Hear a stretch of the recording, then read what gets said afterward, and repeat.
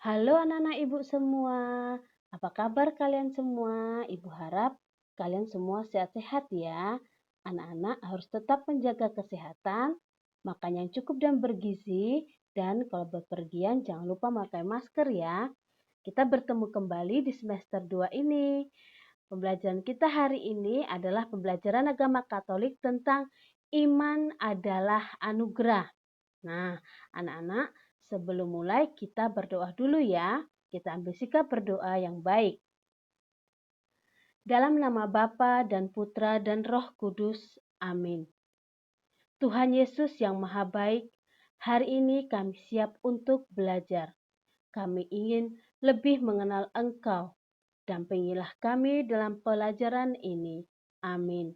Dalam nama Bapa dan Putra dan Roh Kudus. Amin.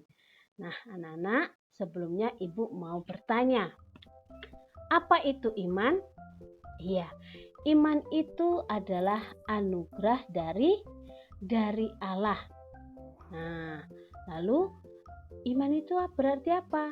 Kalau orang beriman berarti percaya dan taat kepada Tuhan. Jadi, anak-anak, kalau kita sudah percaya dan taat pada Tuhan, berarti kita sudah beriman, ya.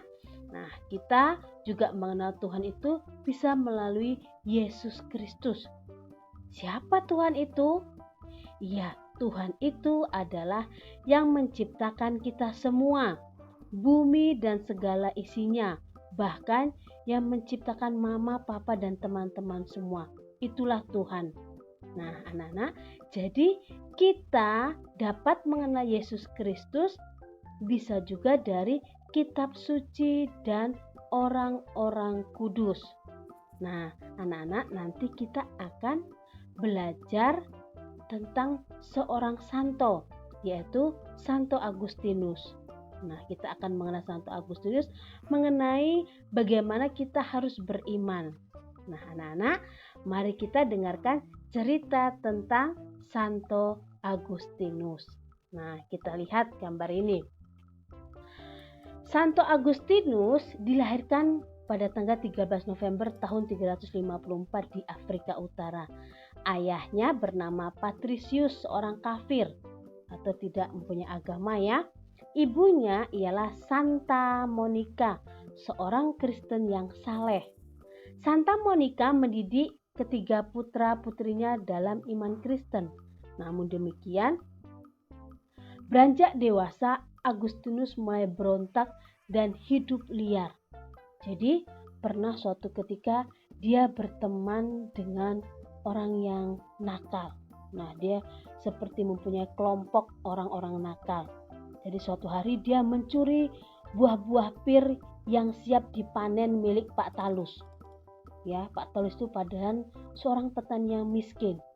Mengapa dia mau mencuri buah-buah pir itu? Dia mencuri buah-buah pir itu hanya untuk dilemparkan kepada babi-babi. Nah, dia sangat nakal waktu itu. Jadi, pada umur 29 tahun, Agustinus dan Alypius sahabatnya pergi ke Italia. Agustinus menjadi mahaguru terkenal di Milan. Sementara itu, hatinya merasa gelisah sama seperti kebanyakan dari kita di zaman sekarang. Di zaman dia mencari-cari sesuatu dalam berbagai aliran kepercayaan untuk mengisi kekosongan jiwanya. Jadi, 9 tahun lamanya Agustinus menganut aliran Manikisme, yaitu bidah yang menolak Allah, yang tidak percaya dengan Allah. Nah, tanpa kehadiran Tuhan dalam hidupnya, jiwanya itu tetap kosong. Jadi semua buku-buku ilmu pengetahuan sudah dibacanya, tetapi dia tidak menemukan kebenaran dan ketentraman jiwa. Nah, sejak awal ibunya tidak bosan-bosan berdoa dan menyarankan kepada Agustinus untuk membaca kitab suci yang dimana ditemukan lebih banyak kebijaksanaan dan kebenaran daripada dalam ilmu pengetahuan. Tetapi Agustinus meremehkan atau tidak peduli dengan nasihat ibunya. Nah, kemudian Pada usia 31 tahun, Agustinus mulai tergerak hatinya untuk kembali kepada Tuhan berkat doa-doa ibunya tadi, serta berkat ajaran Santo Ambrosius, uskup kota Milan. Nah, tapi waktu itu dia belum bersedia untuk dibaptis karena dia belum siap untuk mengubah sikap hidupnya. Jadi suatu hari dia mendengar tentang dua orang yang sudah bertobat setelah membaca riwayat hidup Santo Antonius Bertapa. Agustinus merasa malu loh. "Apa ini yang kita lakukan?" teriaknya kepada Alypius. "Orang-orang yang tak terpelajar memilih surga dengan berani, tetapi dengan segala ilmu pengetahuan yang kita pelajari, kita tetap menjadi pengecut sehingga terus hidup bergelimang dosa." Jadi dengan hatinya yang sedih, Agustinus pergi ke taman dan berdoa. "Berapa lama lagi ya Tuhan? Mengapa aku tidak mengakhiri perbuatan dosaku sekarang?" Sekonyong-konyong ia mendengar seorang anak menyanyi. "Ambillah dan bacalah." Agustinus mengambil kitab suci dan membukanya tepat pada ayat, "Marilah kita hidup dengan sopan, seperti pada siang hari. Kenakanlah Tuhan Yesus Kristus sebagai perlengkapan senjata terang, dan janganlah merawat tubuhmu untuk memuaskan keinginannya." Ini dia. Sejak itu, Agustinus memulai hidup baru. Agustinus dipermandikan oleh uskup Ambrosius. Ia memutuskan untuk mengabdikan diri pada Tuhan dengan beberapa teman dan saudaranya. Mereka hidup bersama dalam doa dan meditasi.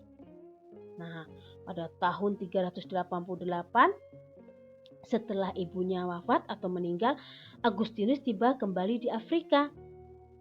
Ia menjual segala harta miliknya dan membagi-bagikannya kepada mereka yang miskin.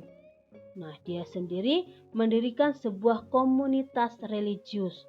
Nah, atas desakan uskup Valerius dan umat, Agustinus bersedia menjadi imam. Iya, dia menjadi imam. 4 tahun kemudian, Agustinus diangkat menjadi uskup kota Hippo. Jadi semasa hidupnya, Agustinus adalah seorang pengkhotbah yang ulung. Wow. Ya, dia seorang pengkhotbah yang ulung. Jadi Agustinus menghabiskan sisa hidupnya untuk mencintai Tuhan dan membawa orang-orang lain untuk mencintainya juga. Agustinus wafat pada tanggal 28 Agustus tahun 430 di Hippo dalam usia 76 tahun. Jadi Santo Agustinus itu dikenang sebagai uskup dan pujangga gereja, serta dijadikan santo pelindung para seminaris. Dan pestanya biasa dirayakan setiap tanggal 28 Agustus. Nah, anak-anak, itulah cerita tentang Santo Agustinus. Cukup sekian, sekarang kita mau doa sesudah belajar. Kita ambil sikap berdoa.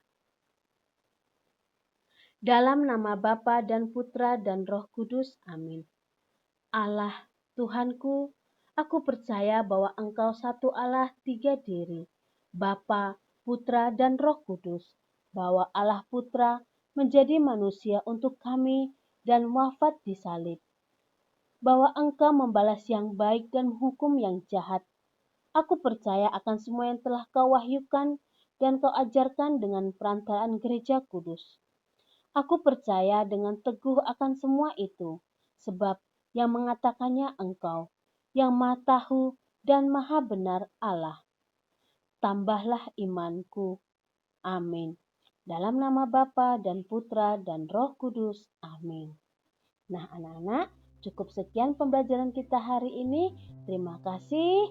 Sampai jumpa di pembelajaran berikutnya. Tuhan memberkati kita semua.